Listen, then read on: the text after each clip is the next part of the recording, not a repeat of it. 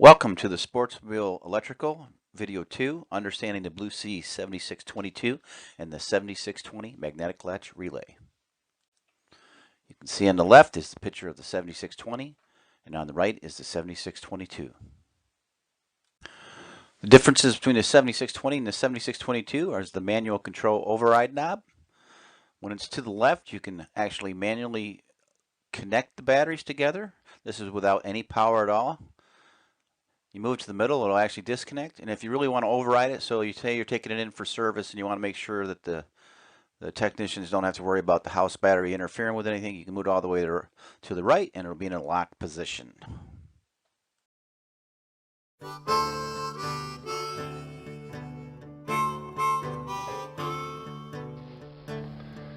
The difference between the 7620 and the 7622 is the manual locking hub. This is the yellow unit on the top. When we have it all the way turned to the left position, we're able to push this down and connect the two sides. By moving to the middle, we'll disconnect it. Again, moving it back to normal mode. We can do the manual and disconnect. If we want to lock it out completely, we go all the way to the right. You can't even push it down, and nor will it come together in any other configuration. Again, move it all the way to left for normal operating mode, and if you want to manually connect, you just do this.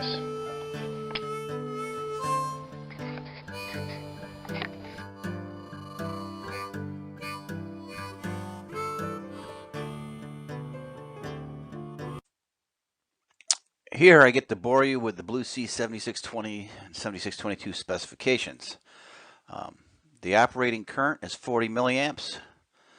That means when it's just sitting there, either when it's on or off, it's just the control circuit is actually 40 milliamps. So it's a very low power unit, which is one of the reasons why you would want to be switching from the Sure Power unit to the Blue Sea unit.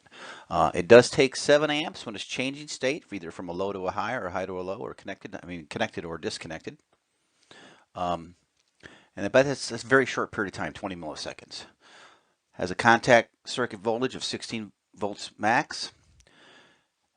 It will combine the two units together if the voltage is above 13.5 for 30 seconds, or if the voltage is above 13 volts for 90 seconds. On the opposite side, it'll open low if the voltage goes down below 12.35 for 10 seconds, or open low if the voltage goes down below 12.75 for 30 seconds. We have a lockout or open high at 16.2 volts, and we have an open low voltage lockout at 9.6 volts. Live current switching is 300 amps, and you have 10,000 cycles on this unit. The terminal studs are 3/8, and the ring terminals you use are 3/8. This is important if you're actually changing over from a Sure Power unit, because that was a 5/16 ring terminal, so you'll have to upgrade to a larger terminal to make that work. Again, on to the right, you see what kind of cables you need to connect this. This is can carry some pretty massive current, but you got to have the actual cables to support that. Again, we go through the automatic combinations of where we've combined the unit, and again, it's 13.5 for 30 seconds, 13 volts for 90 seconds, and then we disconnect below 12.35 for 10 seconds and below 12.75 for 30 seconds. Now we're going to show you a simple diagram of the Blue Sea 7622 wired in. Remember, the 7620 and the 7622 are fairly interchangeable here, so it'll work for both. Again, this is probably how it comes from Sportsmobile. They're just going to simply connect the ground from the 7620 wire circuit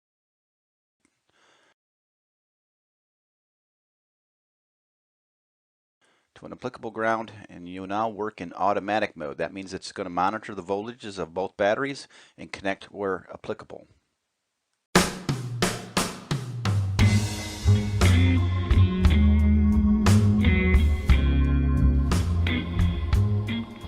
Here we're going to have a demo of the Blue Sea 7620 in an auto mode. House battery goes up above 13.5 volts. In about 30 seconds, we should see a connection made.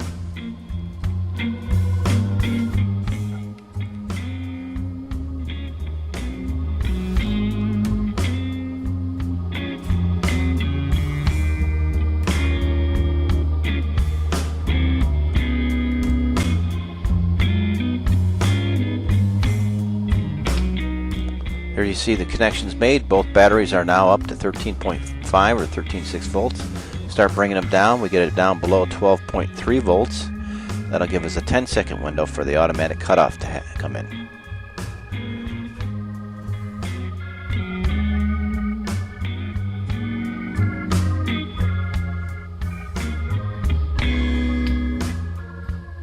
There you see the disconnect's been made.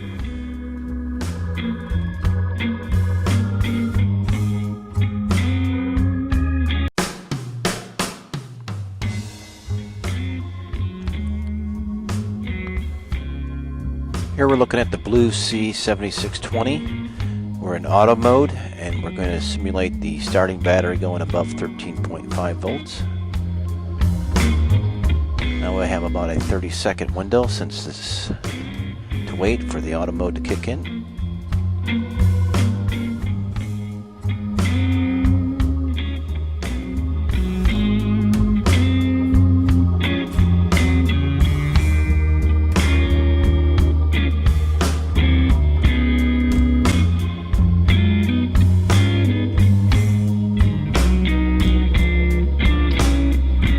Now you can see it just kicked in. We're connected. We'll drop below 12.3 volts. We'll have a 10-second window to shut off.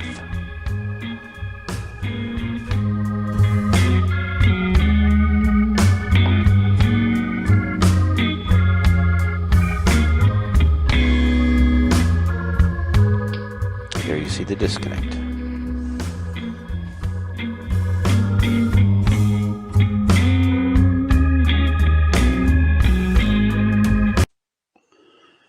Here we have a diagram of the Blue C7622 with the start isolation circuit. There's actually 3 isolation lines that you can connect to the Blue C7622. It's for different engine lockouts that you might have in a boat scenario. But for our vans, we typically would only use the one, so we only use isolation number 1. So we actually have to wire this up to the start circuit, or on the key you go, and when you're in start, it's actually going to make this active.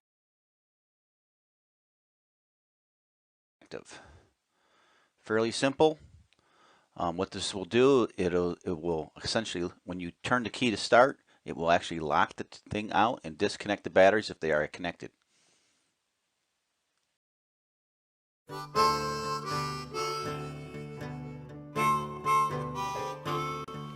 Here we're going to demonstrate the start isolation circuit.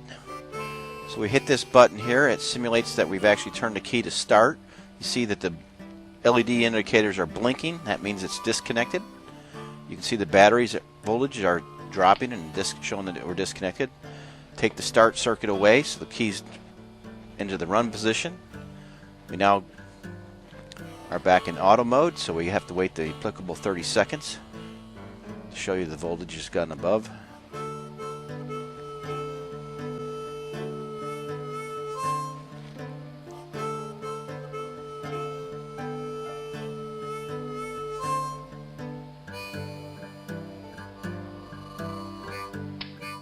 There you can see we've connected back up.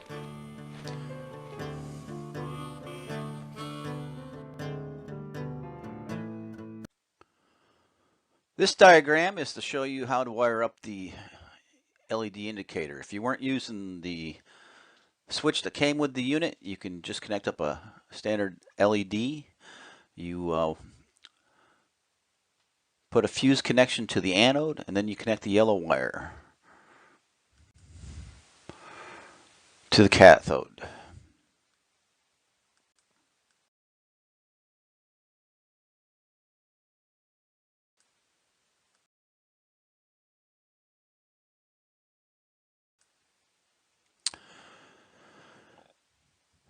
Now we're going to show you how to connect up the Blue C2146 switch. This sometimes comes with the unit when you buy it.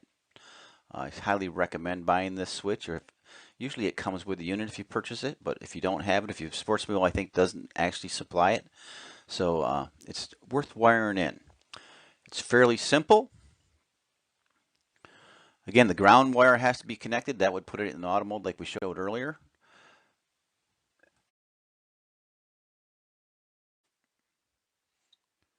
Here we're going to connect the 2 amp fuse from 12 volts.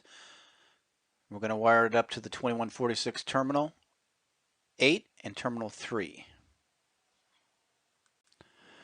We then will wire terminal 1 to ground. And then we have the red control wire. We're going to wire to terminal 2.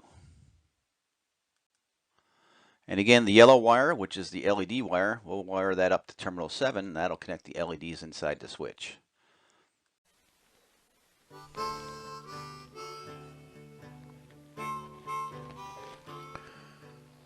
Here we're demonstrating the Blue C 7620 auto switch.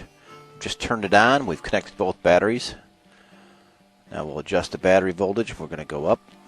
You can see the batteries are tied together.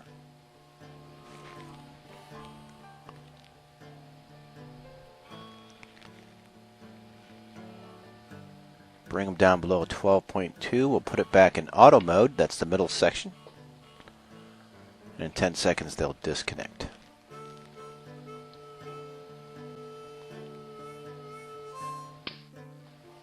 There's the disconnect.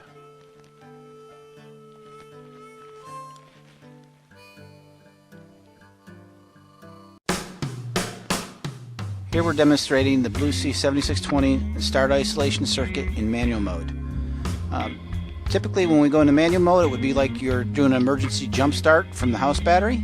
So we just turn that on. Then we're going to simulate the starting of the van. This would invoke the start isolation circuit. And as you can see that when we're in manual mode, the start isolation circuit has no effect.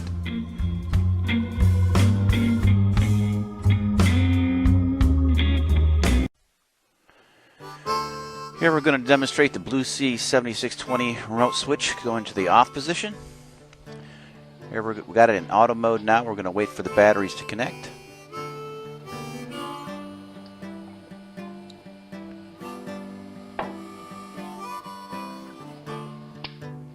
There you can see the batteries have connected.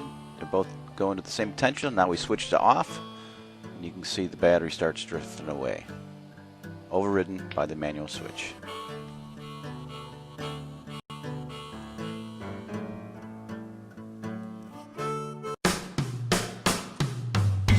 Here we're going to demonstrate the low voltage cutout of the Blue C 7620. I'm going to drop the voltage down below 10 volts. You'll notice that the LED indicator starts blinking at a constant rate. Bring it up above 10.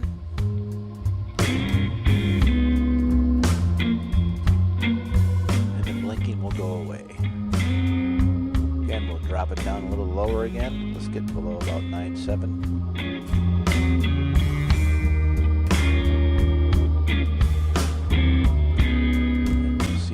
Starts blinking again. It goes way above 10. So if you see this indicator blinking in any case other than when we're in the start isolate mode, you should probably be a little worried that you have a low voltage.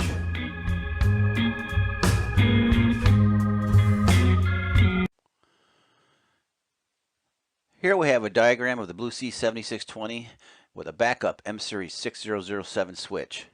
I'll wire this switch actually in parallel and in series with the Blue C 7620. You can see in position 1, we're in series with it. And we actually, when it's in this position, we're in normal operating mode. We're the Blue C 7620. It's very simple. Just gives you a way to leave it on position 1 as it's wired, and this Blue C 7620 operates as it is. We can move over to switch position 2. This bypasses the Blue C 7620 and directly connects your batteries. Here we're demonstrating the Blue C 7620 and the M-Series 6007 switch. We're going to switch it to connect mode. You can see the batteries automatically connect. We can try to disconnect it with this remote switch. It doesn't work.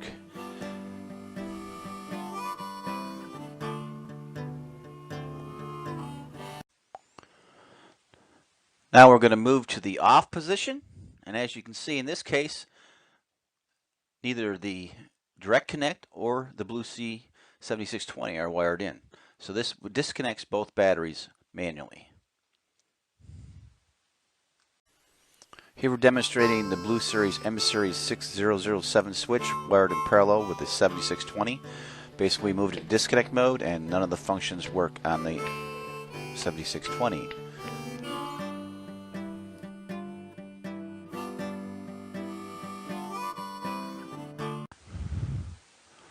This diagram is of the Blue C 7620 with what I call the run circuit mod.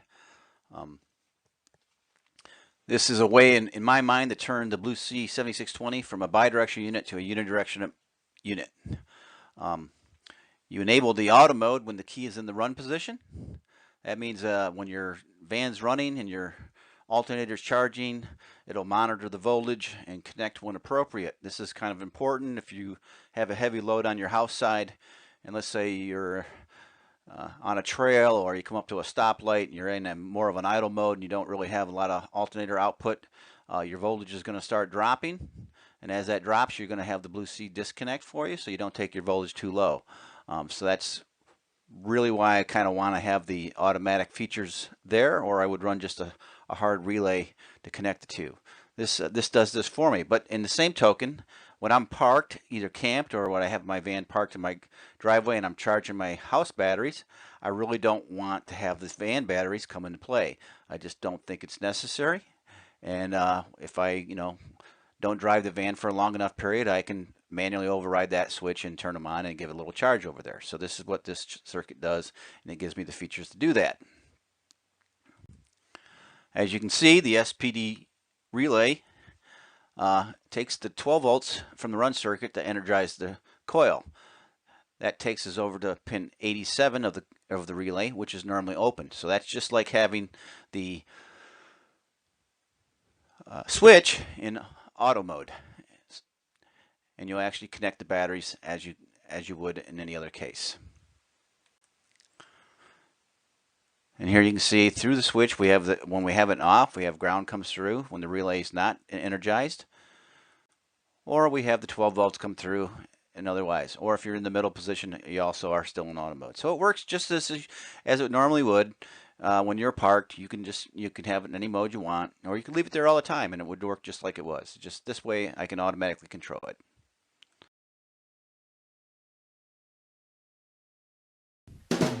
Here we're going to demonstrate the run circuit, one of my favorite circuits. We create this circuit by adding a SPDD relay between the 2146 switch and the 7620. What happens is when we turn the key on, the relay engages and goes to the open circuit. What that does is make the Blue C 7620 think it's in auto mode. So now it will seek the voltages, and as long as one is above the set points, it will turn on. The key to this circuit is that the switch is left in the off position, 2146 switch, while you're parked.